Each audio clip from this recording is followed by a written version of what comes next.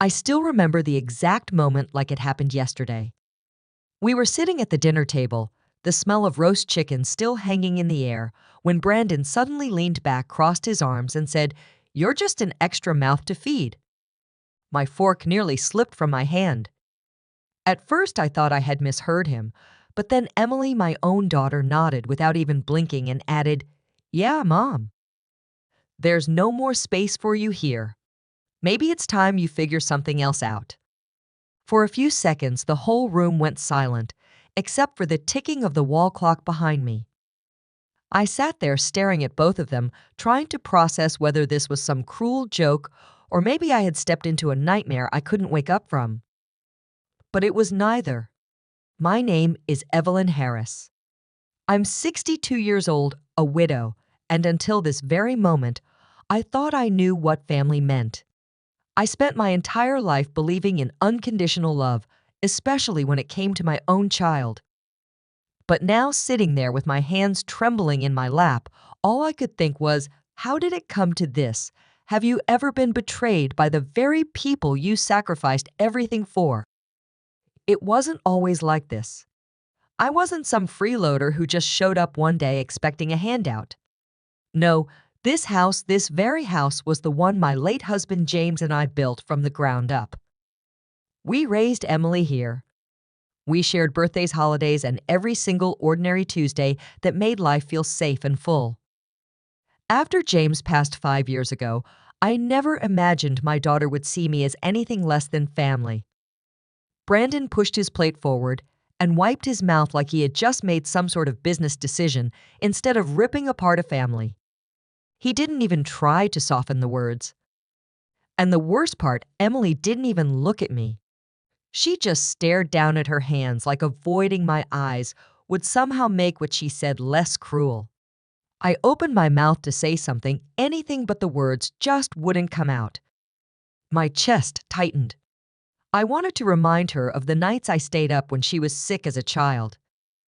The school plays, I never missed the scraped knees I bandaged, the way I worked double shifts as a nurse just so she could go to college without debt hanging over her head. But none of that seemed to matter now. Brandon sighed like he was dealing with a minor inconvenience. He mumbled something about how we all had to make sacrifices sometimes, especially with the rising costs these days.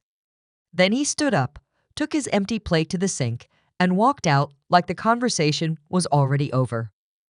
Emily finally glanced at me, her eyes colder than I ever imagined possible. She mumbled, "It's just not working anymore, Mom. You're not really fitting into our life. Maybe it's time you figure out your own place." The words felt like a slap across the face. I sat there frozen, listening to the hum of the dishwasher and the distant sound of my grandson Lucas playing video games upstairs, completely unaware that downstairs his family was being torn apart. I never asked to move in with them.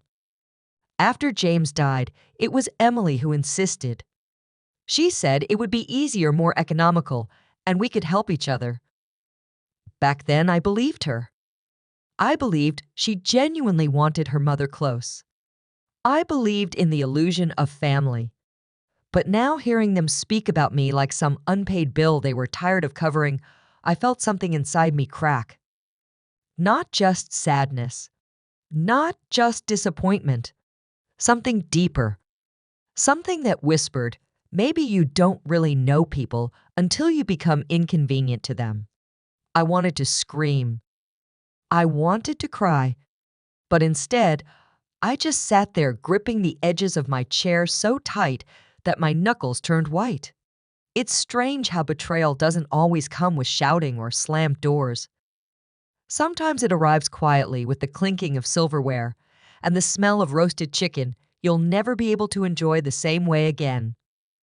I kept asking myself, how could a daughter forget everything, forget the sacrifices, the love, the years of holding her hand through every heartbreak and every victory? How could she look me in the face and decide that I was disposable? And maybe the cruelest part of it all was realizing that Brandon didn't care because I wasn't his mother. But Emily, she was supposed to love me. supposed to stand up for me. Instead, she sat there and let him speak those words as if they were his to say and hers to endorse. I excused myself quietly, stood up from the table, and walked to my room. My hands shook as I closed the door behind me. I leaned against it, sliding down until I was sitting on the floor.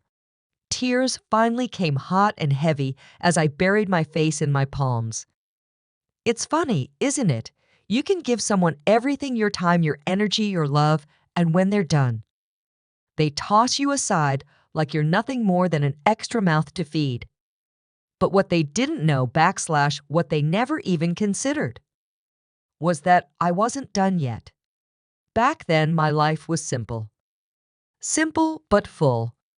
James and I met when we were both in our 20s, working hard, dreaming bigger than our pockets allowed, but believing we could build something together.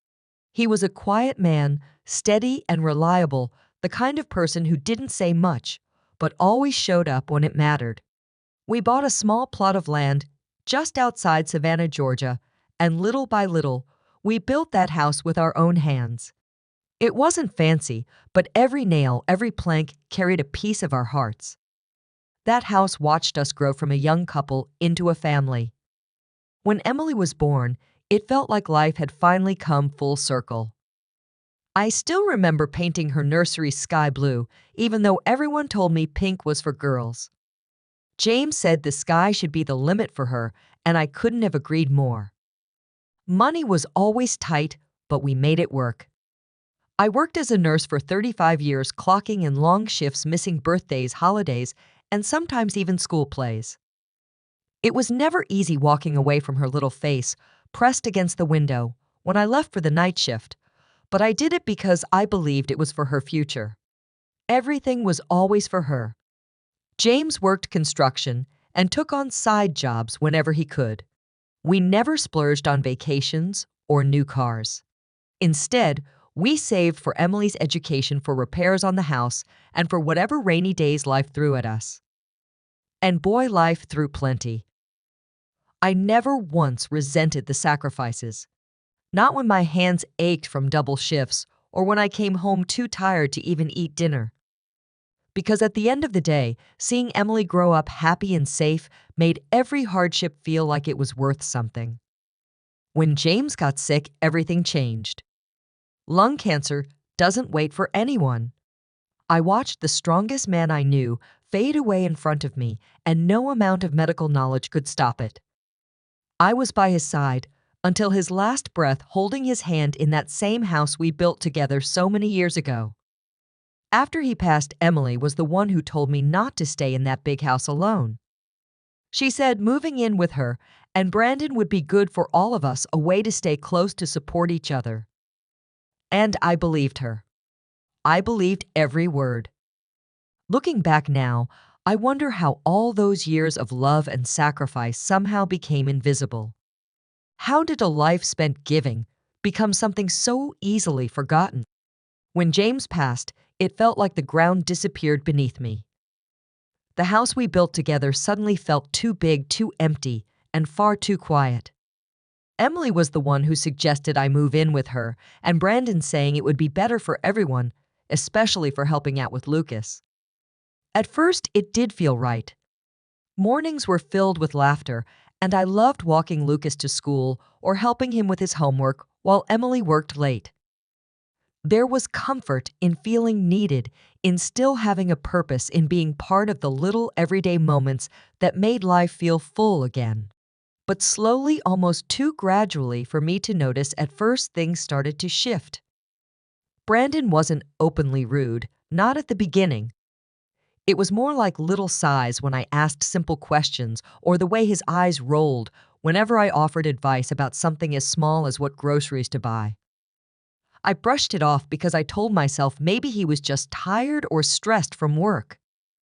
But those small things added up. Like when he started making jokes about how retirees had it easy or how the house felt a little crowded these days. At first, Emily would chuckle nervously, then later she just stayed quiet. Conversations with my daughter became shorter, more clipped. If I reminded her about Lucas's dental appointment, She would sigh and say things like, "I've got it, Mom," as if my help had turned into some kind of interference instead of the support it was meant to be. Brandon's comments grew bolder. He started questioning whether Lucas really needed to spend so much time with me.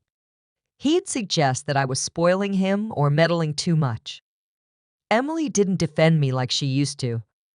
She just sat there, lips pressed tight, eyes avoiding mine.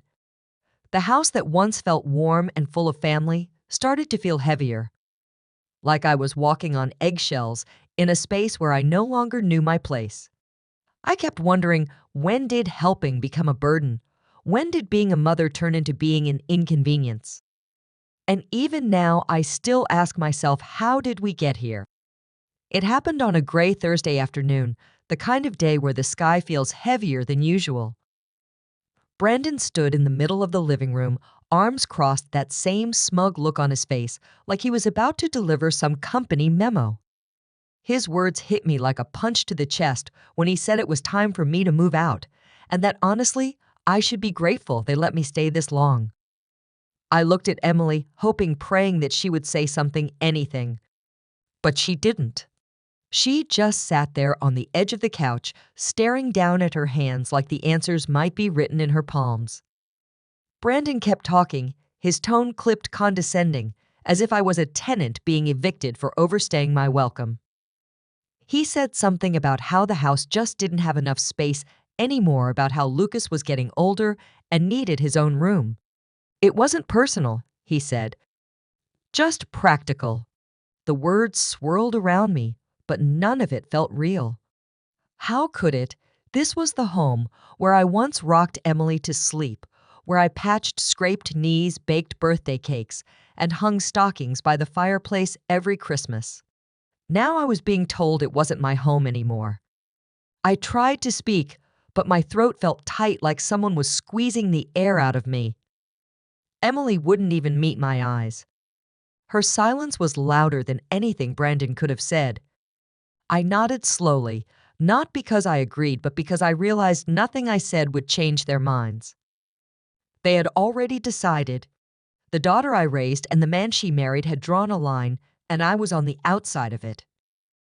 Back in my room, I sat on the edge of the bed, staring at the closet, unsure where to even begin. My hands trembled as I pulled sweaters off the hangers, folding them into the suitcase that suddenly felt far too small to hold a lifetime. Every photo frame, every worn book, every pair of shoes felt heavier than it should, as if they carried not just memories, but the weight of betrayal. With each item, I packed a piece of me broke. I wasn't just packing clothes. I was packing away years of love, sacrifice, and the foolish belief that family meant forever. What made it all feel even crueler was knowing this house was never just theirs. After James passed, I made a decision that felt right at the time. Out of love, trust, and the belief that family meant everything, I signed over half of the house to Emily. I never once imagined that choice would come back to destroy me. I did it so Emily would feel secure, so she would never have to worry about legal messes or paperwork down the line. I thought I was protecting her, protecting my family, never realizing I was handing them the very tool they would use to cut me out of my own life. Brandon wasn't stupid. He figured it out quickly. The moment he realized the house was legally half Emily's, he knew he had leverage. He told me with that same smug grin that they had every legal right to ask me to leave and that I should stop acting like a victim. Standing there in the hallway, holding a box full of framed photos and trinkets, I felt something inside me collapse. It wasn't anger, not yet. It was something deeper. An emptiness I didn't even know existed until that moment. Lucas came running into my room, tears streaming down his face, begging me not to go. He wrapped his little arms around me so tight I could barely breathe. I held him, whispered that none of this was his fault, that I loved him more than anything. But I also knew there was nothing he could do. It's a strange kind of pain when the people you sacrificed everything for look you in the eye and decide you are disposable. when love and trust become nothing more than signatures on a paper they can weaponize. I kept asking myself over and over, how does a mother become an inconvenience to the very child she raised? All those years, every missed holiday, every double shift, every dollar saved for her future, and this was how it ended. Being told to pack up, being told I was no longer needed, being betrayed beyond words. The day I moved into that tiny one-bedroom apartment was one of the hardest days of my life. The place was nothing like the home James and I built. Peeling paint on the walls, a creaky floor, and a leaky faucet in the kitchen welcomed me like some cruel joke from the universe. I sat on the edge of the old twin bed that came with the rental, staring at the boxes stacked around me. Everything I owned now fit into a space no bigger than Emily's guest room. For a while, all I felt was numbness, like the ache in my chest had swallowed up every other feeling. But life has a strange way of throwing you sparks in the middle of the darkest moments. A few nights later, I was walking back from the corner store when I spotted Brandon sitting at a patio table outside a bar downtown. He was laughing loud enough for half the block to hear, bragging to one of his friends about how easy it was to flip properties, raise rents, and squeeze every dime out of people who had nowhere else to go. I stood there, hidden just around the corner, frozen in place. The words stung, but they also lit something inside me, a kind of fire I hadn't felt in years. Somewhere between the hurt and the humiliation, a quiet voice whispered, "Why are you letting him win?" On the walk back, I kept thinking about everything James and I had worked for. I remembered the investments he carefully put aside, the retirement fund from my years as a nurse that I had barely touched. All those years I had lived simply, saved wisely, and planned for rainy days. Turns out the storm had come. But maybe, just maybe, I wasn't powerless in it. Maybe I was the storm. Sitting on that worn sofa in my little apartment, I opened my laptop and logged into my old brokerage account for the first time in years. As the numbers popped up on the screen, my hands trembled, but not from fear this time. From possibility. They thought I was done. They had no idea what was coming next. The next morning, I sat across from Mr. Parker, my lawyer for over 20 years, feeling both nervous and strangely alive. I told him everything from how Brandon and Emily had thrown me out to what I overheard that night outside the bar. His eyes narrowed as he pulled up some records, tapping away on his computer with a quiet focus that felt sharper than any words. It didn't take long for the truth to surface. Turns out Brandon had overextended himself. Between overpriced renovation projects and risky short-term loans, their apartment building was bleeding money. A few more missed payments, and the bank would have seized it without blinking. A wild thought crossed my mind, one so bold, it almost scared me. I asked Mr. Parker if it was possible to buy the building. Not directly, of course. I didn't want them knowing it was me until it was too late. He leaned back in his chair, smiled just a little, and said it was more than possible. The next few days felt like something out of a movie. Paperwork, phone calls, and financial transfers flew back and forth. I used a third-party shell company to make the purchase clean and quiet. No names. No trails leading back to me. Every step brought a swirl of emotions. A nervous flutter that made my hands tremble. A rush of adrenaline that tightened my chest. But mostly, it was this quiet, steady pulse of power, a strength I didn't even know I still had. For years, I believed my best days were behind me, that I was someone who existed only to support others quietly in the background. But sitting there signing those papers, I realized something they never did. I was never powerless. I had just forgotten how much strength I carried all along. By the time the sale was finalized, I stood in front of the window of my tiny apartment, staring out at the city. This wasn't just about property. This was about reclaiming my dignity, my worth, and everything they tried to take from me. They had no idea the ground beneath them had just shifted. It all started with an envelope. A simple white envelope slipped under Brandon and Emily's front door one Tuesday morning. Brandon ripped it open like it was junk mail until his eyes hit the bold letters stamped across the top notice of rent adjustment. His face turned beet red as he read the words over and over, like somehow reading it again would change what it said. Effective next month, rent would be tripled. Not doubled. Tripled. A surge of rage followed so fast his hands trembled. He stormed into the kitchen, waving the letter in the air, shouting about how this had to be illegal, how no landlord in their right mind could get away with this. Emily snatched the paper from him, scanning it with wide eyes. Her mouth opened, but no words came out. For a moment, all she could do was shake her head, as if that would erase the numbers on the page. Brandon wasted no time. He called the management office, listed at the bottom of the notice, demanding an immediate meeting. His voice was sharp, filled with the arrogance of someone used to getting his way. The woman on the line said the new landlord would be available that afternoon.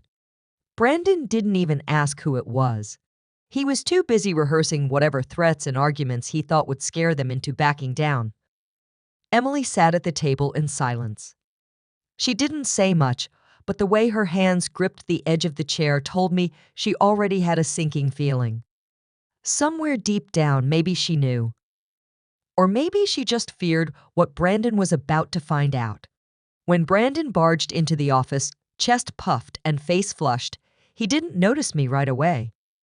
He was too busy throwing demands toward the receptionist. He wanted answers. He wanted explanations. He wanted someone to fix this mess. Then he turned toward the conference room door. And there I was, sitting calmly, hands folded, back straight, waiting. For a brief second, his brain struggled to process what his eyes were seeing. His steps faltered. His mouth opened, then closed again. His arrogance crumbled right there in the doorway. I tilted my head and smiled. "Oh, you didn't expect me, did you?" Emily stepped in behind him, her face draining of color the moment she saw me. She froze like someone had poured ice water down her back. Her eyes darted from me to the paperwork, spread across the table, and realization hit her like a truck. Brandon tried to recover, straightening his jacket like that would somehow fix the power dynamic that had just shattered. His voice came out lower, tighter. "What? What is this? What are you doing here?" I kept my tone steady, calm but firm. "Oh, I think you know exactly what this is. As of last week, I am the owner of this building. Every wall, every floorboard, every lock." His hands curled into fists, but words failed him. Emily stumbled backward, whispering no under her breath like some broken chant. She covered her mouth, her shoulders shaking either from shock or shame. Maybe both. I leaned forward, sliding the signed ownership documents across the table for them to see. "You see, while you were busy flipping properties and squeezing every dime out of your tenants, you forgot something important. You forgot who taught you about sacrifice, about hard work, about consequences." Brandon's face twitched like he couldn't decide whether to shout or run. His jaw clenched so tight it looked painful. He managed to spit out, "You. You can't do this." "Oh, but I already did." I kept my voice soft, but there was steel behind it. "You were right that this building was struggling. Lucky for you, someone had the means to step in. Unlucky for you that someone was me." Emily finally spoke, her voice breaking. "Mom, please, don't do this." I turned my gaze toward her, and for a moment, the ache in my chest almost returned. But then I remembered the boxes. The tears. The moment she stood by and let them strip me of my dignity. I stood tall. "You made it clear I was just an extra mouth to feed." So now, you'll need to figure out how to feed yourselves. The silence that followed was heavy, thick enough to suffocate. Brandon stormed out without another word, slamming the door so hard the glass shook. Emily stayed frozen for a moment longer before turning and following him, her hands still trembling. As the door clicked shut, I sat back in my chair, letting out a breath I hadn't realized I was holding. The weight on my shoulders felt lighter than it had in years. For the first time in a long time, I wasn't the one being pushed around. This time, I was the one holding the keys. Brandon and Emily tried to fight it. They filed complaints, called lawyers, and even tried to rally the other tenants. But the numbers didn't lie, and neither did the signed contract sitting neatly in my office drawer. By the end of the month, they were forced to sell their fancy SUV just to keep up. But even that wasn't enough. Eventually, with no other choice left, they packed their things and moved out of the building they once felt so comfortable looking down on me from. Watching them leave wasn't about revenge. It wasn't about cruelty. It was about finally understanding that standing up for yourself sometimes means letting people deal with the consequences of their own choices. With them gone, the air felt lighter. My little apartment no longer felt like some sad backup plan. It felt like home. For the first time in years, I woke up without that heavy ache in my chest, without waiting for someone else to decide my worth. Lucas started visiting more. Without his parents' interference, we spent long afternoons together baking cookies, playing board games, or just sitting on the balcony, watching the clouds drift by. I could see it in his eyes. He understood more than a boy his age ever should. I reopened my old gardening blog. It had been years since I touched it, but soon I was writing again. Sharing tips, posting photos of my little balcony garden, full of herbs, flowers, and tomatoes. To my surprise, people started following, commenting, thanking me for bringing a little beauty into their day. I reconnected with old friends from my nursing days. We started meeting every Sunday for coffee, laughing like we were 20 years younger. For once, I didn't have to explain myself. They knew. They understood. Life wasn't extravagant, but it was mine. Completely, fully, beautifully mine. There's a kind of peace that comes when you stop shrinking yourself for the comfort of others. When you realize that loving people does not mean letting them destroy you. I thought being pushed out meant the end of my story. Turns out, it was just the beginning of the chapter where I finally got to write my own ending. If there is one thing this chapter of my life has taught me, it is this. Never let anyone, not even the people you love most, make you feel like you are disposable. You are never just an extra mouth to feed, and you are never a burden for simply existing. For so long, I believed that love meant sacrificing everything, even my own dignity, to keep others happy. But the truth is, love should never come at the cost of your own self-respect. Sometimes the greatest act of love you can give is the one you give to yourself by standing up and saying enough. It took being pushed to the very edge to remember how much strength I actually had. Strength I had always carried quietly beneath years of being a mother, a wife, and a caretaker. I had simply forgotten that my worth was never tied to how useful I was to someone else. I realized that setting boundaries is not cruelty.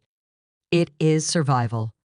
It is how you teach people how to treat you and how you teach yourself that your own peace matters. Life looks different now. Smaller, quieter, simpler. But it is free. It is peaceful. And it is mine. If you take anything from my story, I hope it is this. Do not wait until you are broken to fight for yourself. You deserve to be seen. You deserve to be valued. And sometimes the most powerful thing you will ever do is to stop waiting for someone else to save you and save yourself.